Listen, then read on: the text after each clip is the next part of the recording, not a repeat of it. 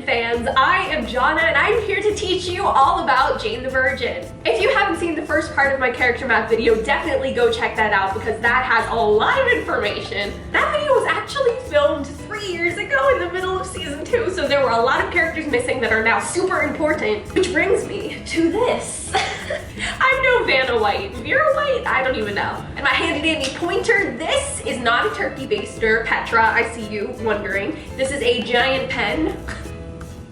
My pointer, very official as you can see. So basically what I'm going to do is take you through a Jane the Virgin journey. We are going to get to know all of these characters and how all of them are somehow related. Every single person on this map is important in some way to the storyline. There are so many connections, it's so hard to keep track. If you're a fan of the show, you know how crazy it can get. Which is why I am here to simplify it for you with color-coded string that will connect all of the characters. I think I should go over what the colors are because I didn't do that in the last one and I think that was something that was missing. So we're gonna go over the colors of string and what they mean and then we'll dive right in. So first we have this sort of teal turquoise blue and that's gonna be for siblings or half siblings. Orange for frenemy / enemy. Yellow for friends. Green is for parent and child. Dark blue is for in-laws. Dark purple is for aunts and uncles. It kind of matches me. This deep green, I'm hoping that you can tell the difference between this and this on camera. The dark green is for the grandparent, granddaughter, great-grandparent type relationship. White is for godparents. This light purple is for co-workers, and I am so hoping that on camera the light purple and the dark purple look different. If not, I'm sorry. Dark pink is for dated / married. Pale pink is for exes. Brown is for killed or kidnapped. And red is for injured, threatened, or blackmailed. Doesn't that sound fun? So let's dive right in. Like I said, definitely be sure to check out the first part in case there are holes in here or information you need to know from the beginning. Let's just dive right in. So right there, front and center, is our girl Jane. Jane the once virgin. Jane is the daughter of Rogelio de la Vega, the Great, and Xiomara. Jane is also the granddaughter of Alba and the late Mateo. Alba was once married to Mateo, may he rest in peace. Which means that Alba and Mateo are the parents of Xiomara. Now over on her father's side, Jane is the granddaughter of Liliana and Manuel, which also makes Liliana married to Manuel, and they are the parents of Rogelio de la Vega. So remember our girl Jane? Jane was artificially inseminated by Luisa down here, who we'll get to. And so her and Rafael unconventionally had baby Mateo, who is no longer a baby. He's more of like a child Mateo at this point.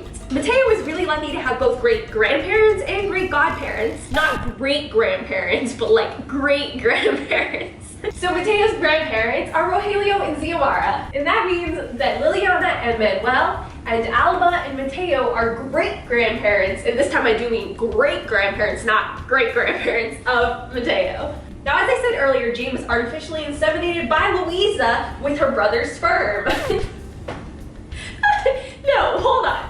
Jane was artificially inseminated by Luisa with the sperm of Rafael, who was Luisa's brother and Jane's boss at the time. So all this to say, Rafael is the father of Mateo. Because of everything that happened with Mateo, Jane and Rafael ended up dating on and off. Now, while all of the insemination was happening, Jane was actually dating Michael Cordero, who was a cop. Let's dive into the world of Michael Cordero. So before Michael married Jane, he was Mateo's godfather, but now that they're married, he's Mateo's stepfather. Now, even before Michael married Jane, he was really close friends with Rogelio, Jane's father. They were Brogelios.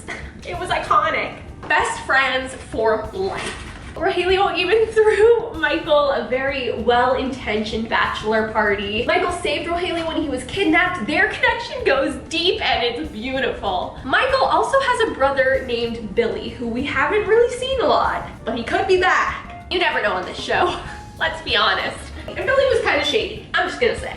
Michael is the son of Michael Sr. and Patricia. Unfortunately for Jane, Patricia was not thrilled that she was going to be marrying her son. After Jane broke Michael's heart to be with Rafael, Patricia just was not on board. And she made it very clear that she was only going to attend the wedding for Michael's sake. Much later on, after many events, they kind of reconcile, so I'm gonna call them frenemies, but they are also in-laws. As I said before, Michael was a cop. He was very into his work, and he was friends with his co-worker, Dennis. In addition to Michael and Rogelio being the best of friends, they are also in-laws, and Michael is also in-laws with Xiomara. And as you can imagine, Michael and Rafael are frenemies.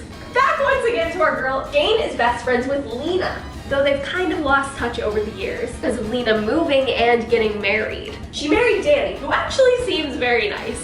Before all of that, Jane made Lena Mateo's godmother. Now things are about to get crazy because we are going to dive into the world of Rafael. So brace yourselves, buckle up, get ready, get your thinking caps on, get your pen and pencil, paper and pencil, and get ready for this. Rafael is the half-brother of Luisa. He and Luisa share a father named Emilio, but don't share a mother. Rafael's mother is Elena, aka Mooter, aka the crime lord. So at one point, Emilio and Elena were married. Rafael also has another half-sibling named Derek. So Elena was Luisa's stepmother. Luisa is the aunt of Mateo. Now things are gonna get a little bit crazy because Luisa was in love with Rose. Still kind of is, they're very on and off. But Rose was married to Luisa's father, Emilio, which then makes Rose Luisa's stepmother and also Rafael's stepmother. But this whole time, Rose was the stepdaughter of Elena, which then means that Rose is the half-sister of Rafael and Luisa, which means Luisa was/is in love with her stepmother and half-sister and lover. Now I did tell you to pay attention and have your thinking caps on for a reason. The narrator ominously introduced us to an envelope, and that envelope changed everything. It turns out that it was Rafael's birth certificate and that he really wasn't a Solano after all, which means basically everything I just told you was not true. Great. Rafael's birth parents are unknown. We have no idea who they could be. I'm hoping we'll find that out in this last season. I'm assuming we will. So I guess we should unceremoniously take down all of the string I just put up. Or ceremoniously, because these people are kind of crazy, and it's probably good that Rafael isn't related to them. So for all intents and purposes, I'm going to say that Rafael and Luisa are enemies, frenemies, and we're going to have our first blackmailing. Isn't that exciting? Rose basically blackmailed Rafael, and we'll get to all of that. Speaking of Rose, Rose has another name. She is also known as Sin Rostro, the crime lord. She's been known to blackmail and kidnap and change people's faces with plastic surgery, even change her own face with plastic surgery. So as you can see, she has a lot of really great qualities. Right after our girl Jane, have you forgotten about her? Right after our girl Jane had baby Mateo, Rose kidnapped Mateo. Just right off the bat, minutes after the birth, she was like, you know what? Let's just take him. Obviously, she had a master plan. I talk about it in my first map. Rose never does anything unless it has been perfectly calculated to benefit her. Now, you know how I said Rose has been known to change faces with plastic surgery, including her own face? Back in my first map, I introduced you to a character named Susanna, who ended up being Rose. Rose just peeled off the face, and there she was. That reveal came right after Rose shot Michael as Susanna, and that bullet wound would lead to so much more. He was on to Susanna, he was on to Susanna,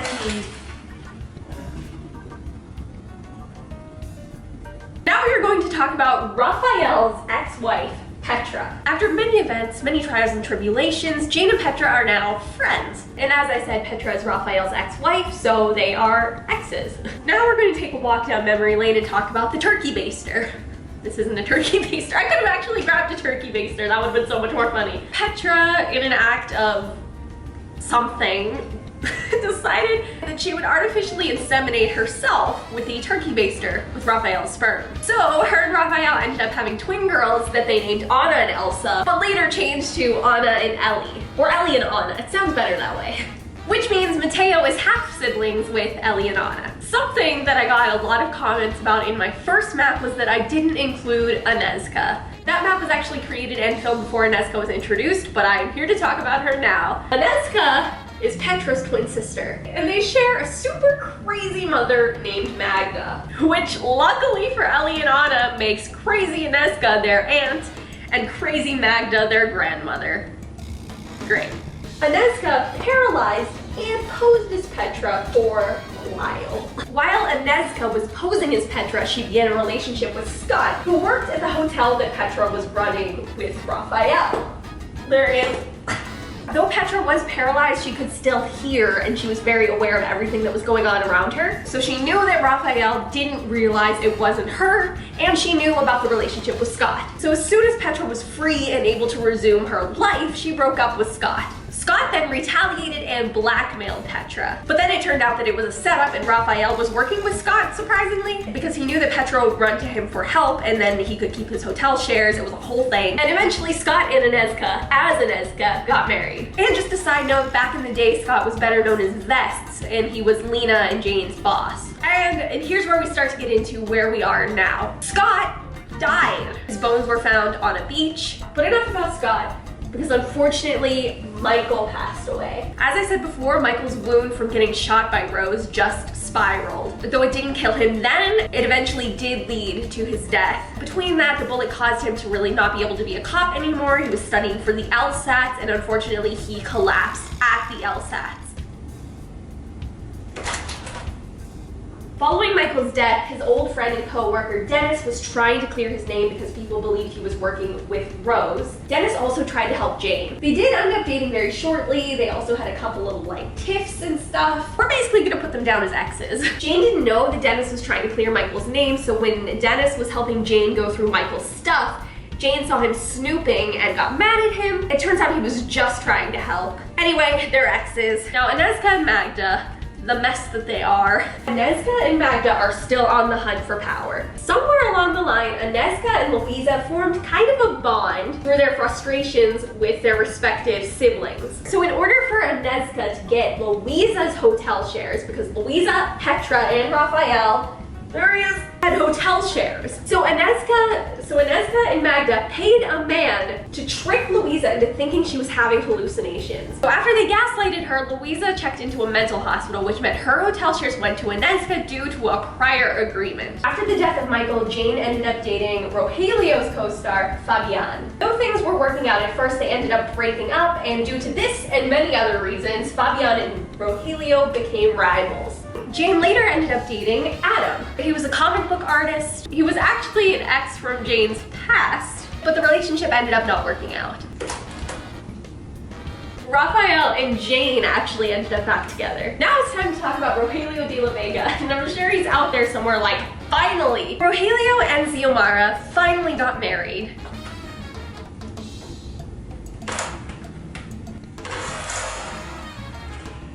Zoe, however, didn't want to have kids, but Rogelio really wanted to have another child. He missed out on Jane's childhood and he wanted to raise a baby.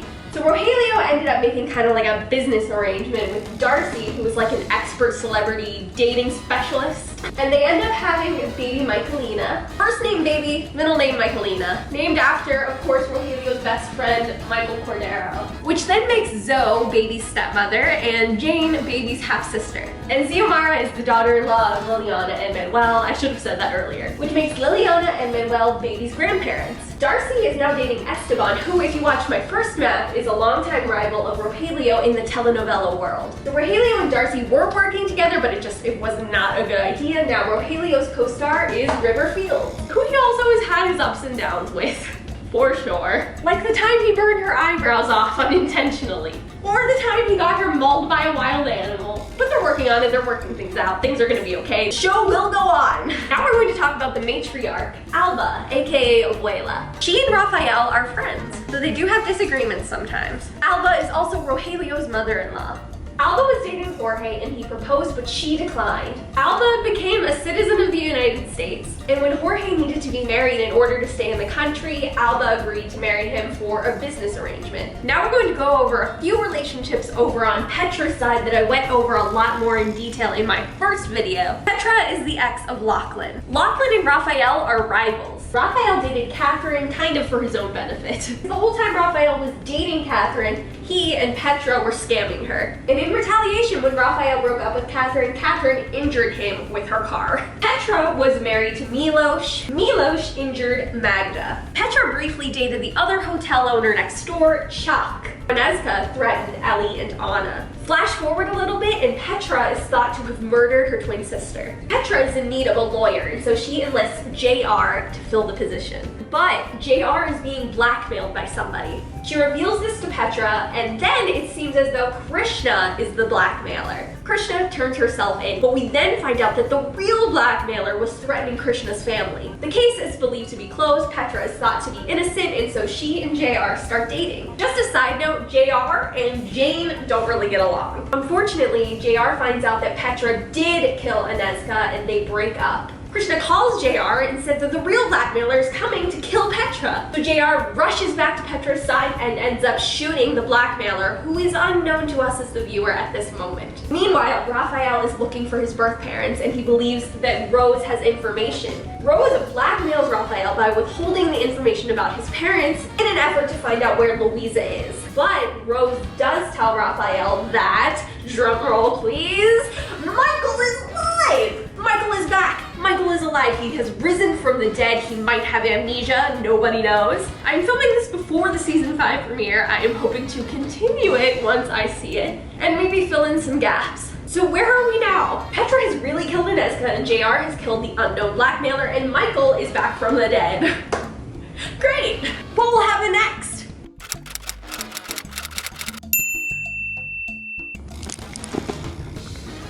Well, Season 5 premiere happened last night, so we have some new information. So as a lot of people suspected, Rose orchestrated Michael's death. We have no idea why she did it, but she orchestrated the entire thing, every step, to make it look believable. And not only that, but she performed electroshock therapy on him, so now Michael has amnesia and goes by the name Jason. Great. In other news, JR shot the blackmailer, Milos. Unfortunately though, Petra and JR are broken up. JR 100% is done. Hopefully Petra will have a chance to win her back. So we're gonna take down the dating string and put up the ex's string. I don't like this, but I have to do it. Milos, in an attempt to negotiate, reveals that he has shares in the hotel now because he tricked Louisa into donating to his charity. So he now has Louisa's hotel shares. So I guess we're going to use the red string for threatened, blackmailed, or injured and add in tricked. So as I said, Michael now has amnesia, and his mother Patricia decided to take him to a neurologist and invited Jane. She was like, of course you're coming, Jane. So I guess now they're more frenemies than enemies and getting closer to being friends-ish. And despite Michael coming back from the dead, Jane has decided that she wants to be with Rafael, and they're moving in together. So I'm going to add an X's string for Michael or Jason and Jane. I can't call him Jason. And with that, you are all caught up to season 5. If you feel like you learned something or that this helped you in any way, please give it a thumbs up and share it with other Jane the Virgin fans. This show is crazy, and it's only about to get crazier in its final season, so let's all just say a prayer for ourselves and our sanity. And let's all hope that Jason somehow regains his memory and brings back our beloved Michael, because I'm not here for Jason, who sounds like Jackson Maine from A Star is Born. Get out of here, Bradley Cooper! And with that, class is dismissed.